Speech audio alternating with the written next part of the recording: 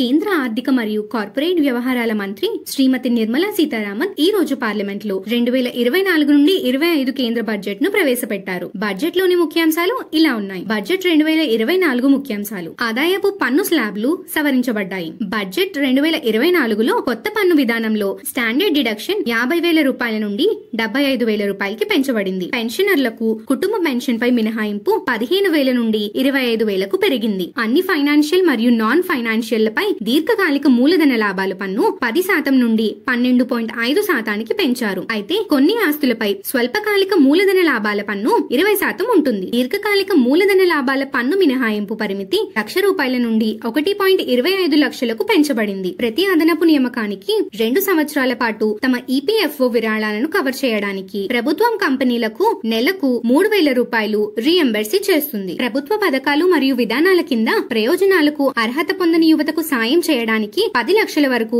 ఉన్నత విద్యా రుణాల కోసం ఆర్థిక మద్దతు. ఆంధ్రప్రదేశ్ పునర్వ్యవస్థీకరణ చట్టం ప్రస్తుత ఆర్థిక సంవత్సరంలో 15,000 కోట్ల బహుపాక్షిక అభివృద్ధి ఏజెన్సీల ద్వారా ప్రత్యేక ఆర్థిక సహాయం. విశాఖ చెన్నై పారిశ్రామిక కారిడార్ లోని నోడ్లకు ప్రత్యేక సాయం చేస్తామన్నారు. కొప్పర్తి ఓర్వకల్లు పారిశ్రామిక కేంద్రాలకు నీళ్లు, విద్యుత్, రోడ్లు, హైవేలకు నిధులు కేటాయించారు. విశాఖ చెన్నై కారిడార్ లో కొప్పర్తికి, హైదరాబాద్ బెంగళూరు కారిడార్ లో ఓర్వకల్లుకి నిధులు మంజూరు చేసినట్లు నిర్మలా సీతారామన్ పేర్కొన్నారు.